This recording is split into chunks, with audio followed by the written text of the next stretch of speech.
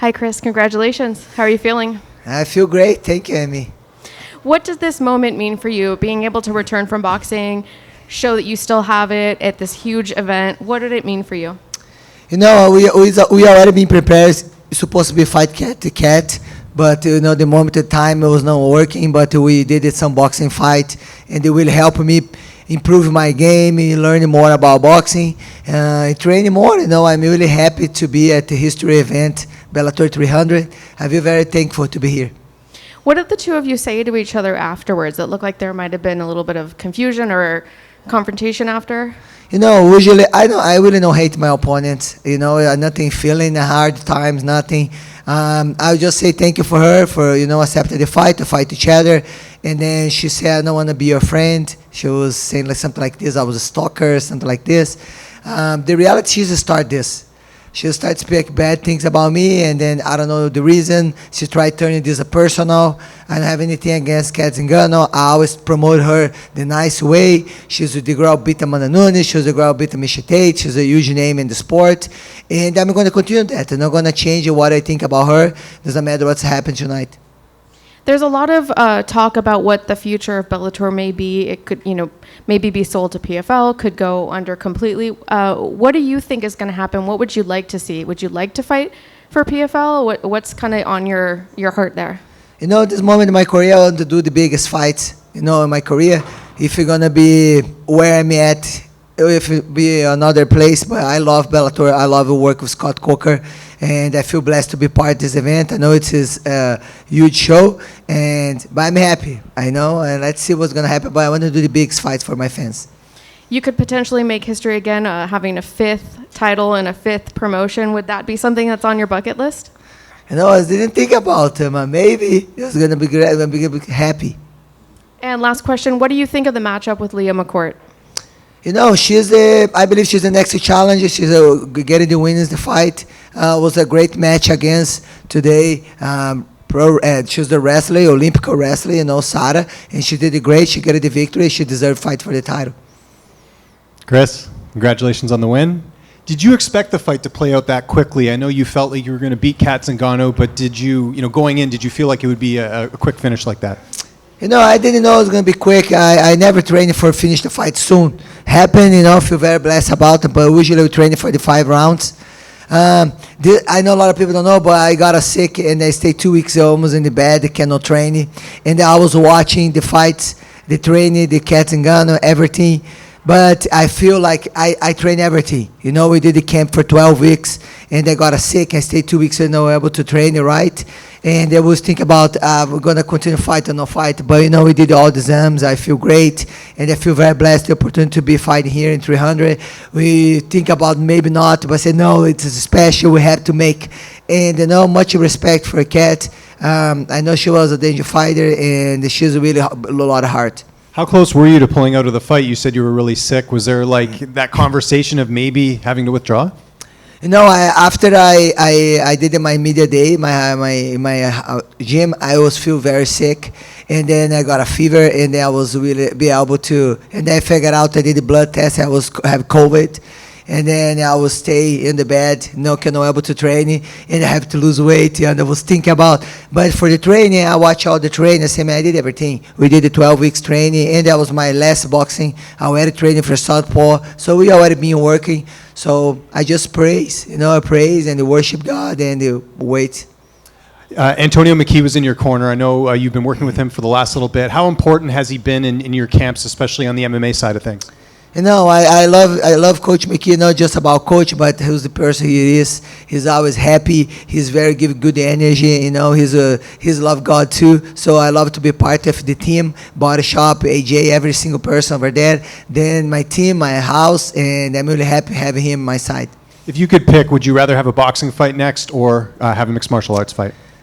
I don't know. I think next I'm going to be defending the title again. But for sure, if I have the opportunity, I'd like to do one box fight. And just last one for me. Did you see Leah's fight against Sarah McMahon tonight? Did you see the highlight? If so, what did you think of her performance? I didn't have so much opportunity. It was so crazy today. Yeah. I arrived in the arena in their fight. So it was like I had fight the title, the Liz Carmouche. So I didn't see anything. Okay, there you go. But I will. For sure. Hey, Chris, back here. Sorry, my voice, guys. I screamed too much yesterday. Hey. Hey, Chris, K. Williams for Can Chronicles Media. I want to talk about your faith for one moment. You wear it on your sleeve. You're very outspoken. How do you feel that your faith has played an important role in your success in your MMA career? I think everything happened in my career was come by faith. Like the one thing I never want to be a fighter. It was not my dream. Not my dream. I want to play handball, finish my high school and finish my college, and I have a normal life. And then somebody show up in my university say, I think you can be a great fighter. I look at him, I don't like fight. And then after I start training, I start fight, I get my first title, Strike Force, and then couple years, I born again, I accepted Jesus as my savior. And then what's happening when I went to the church to do my testimony, that guy saw me play handball. He's from that church. So if God don't send somebody telling me you can be a great fighter, I was never going to be here today. I was not going to make anything. So I use this opportunity to share my faith for overcome people, everything people is going on in their lives. And you have to have hope. You have to believe for sure having God on top of us. And that's it. And he's changed my life. And I want to change people's life around me. Congratulations, Chris. Great victory. You put on a show, and the crowd loved it as well. Tonight, obviously, all of you guys on the main card, except the main event, you guys wore gold gloves. Was that something that intrigued you? Was that a cool part of this fight for you? It was really nice. We did the photo shoot with the belt, match, everything. It's a special glove, it's a special night. It's really cool. We're going to be a history day, and we signed a lot of pictures for a lot of gloves for the 300. Really cool to be part of this.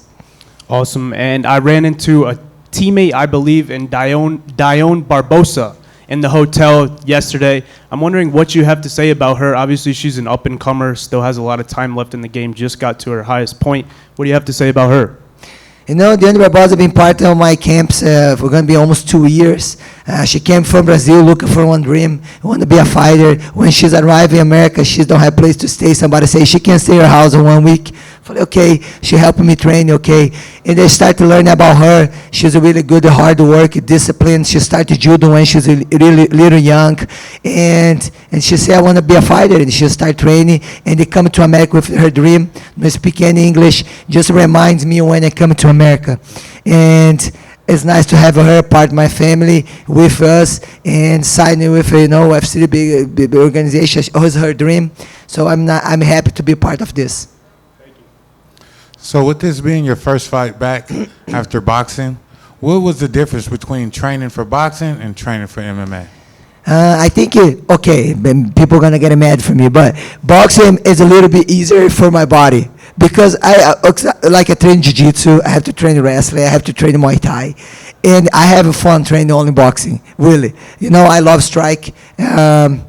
But the challenge is different because boxing is just more as footwork, everything. But every single movement you do, they know what you do.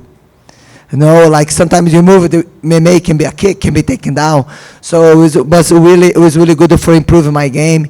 I trained a little bit. I think a couple fights with Virgil Ortiz, and I went to the team in the Benavides. And it really improved my game, and I learned a lot.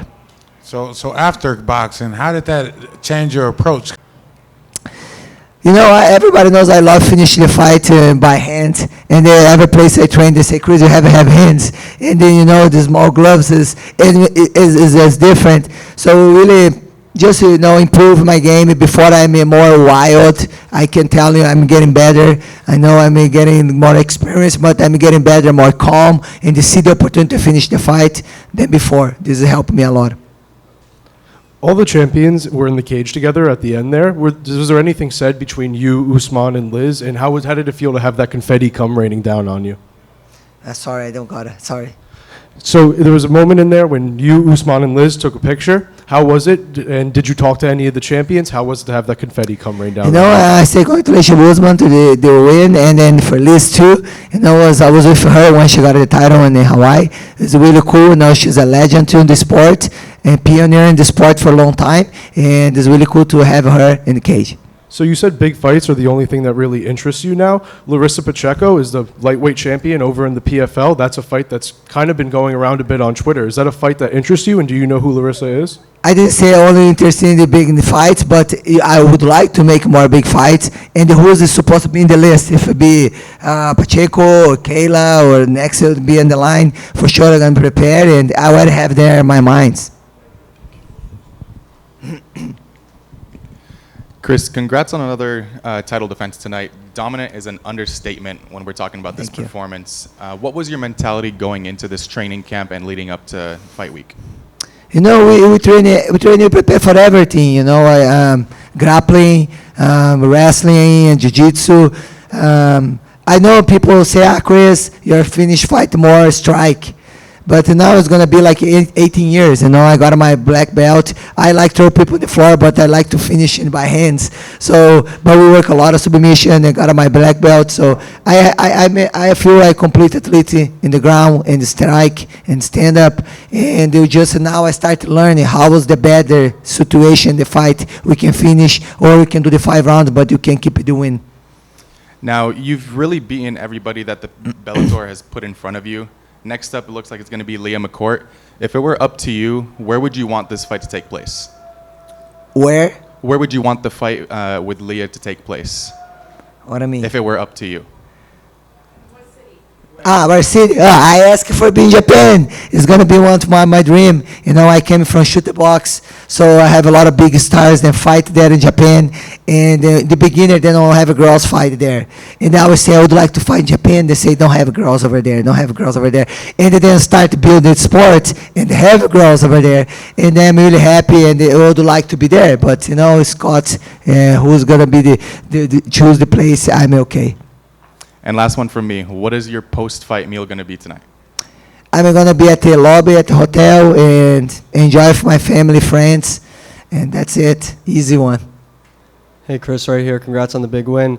You're very intense in these fight weeks and these face-offs and these weigh-ins, but you seem very calm, cool, calm, and collected ahead of these fights. How do your nerves compare now compared to how they were earlier on in your career? I feel like before I work more emotion, I'm more, and then now I can control the emotion. I can go over there cold, even if I, have a little more less emotion.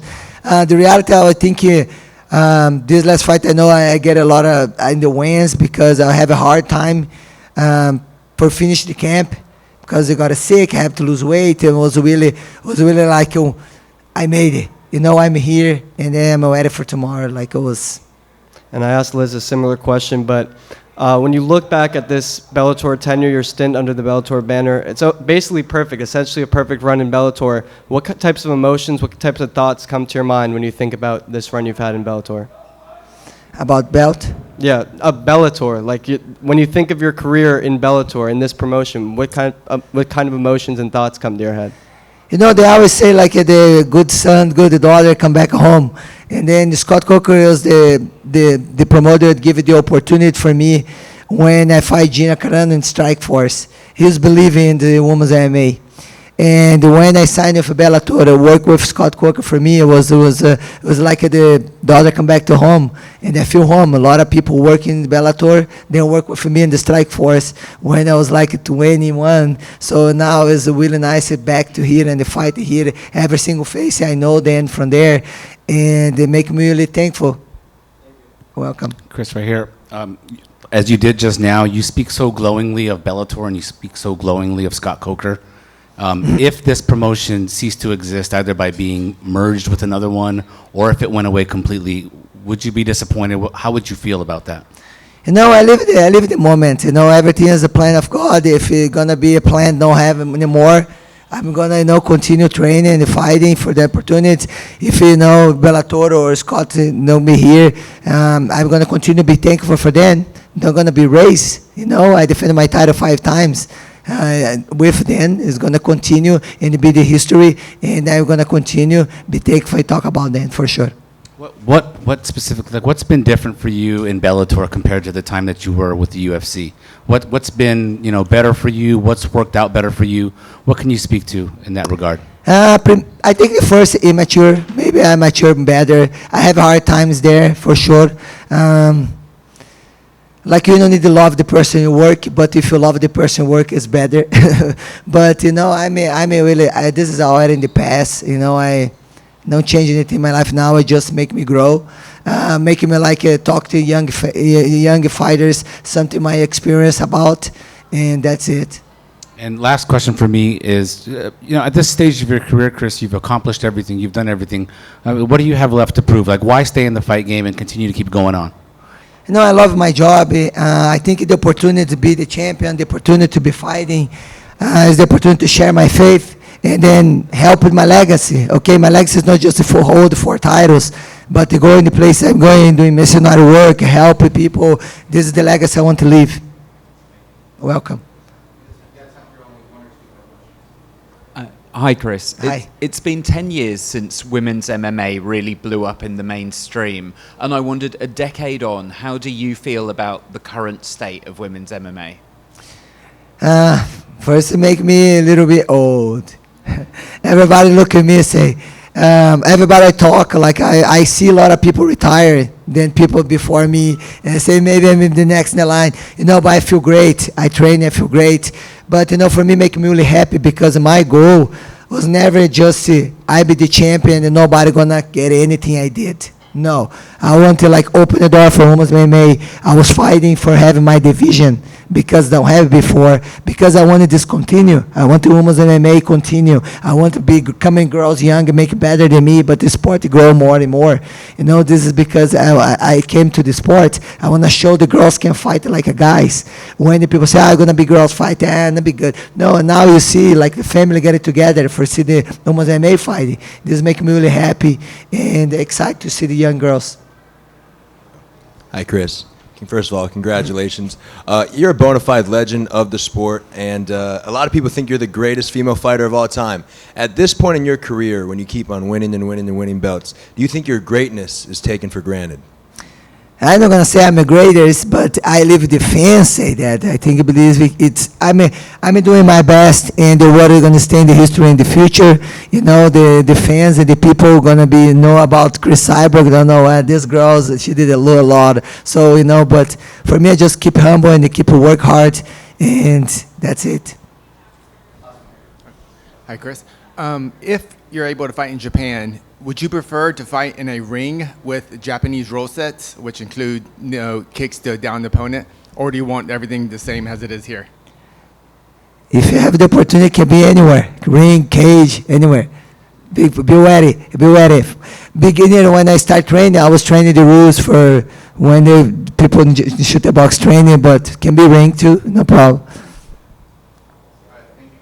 Thank you, guys.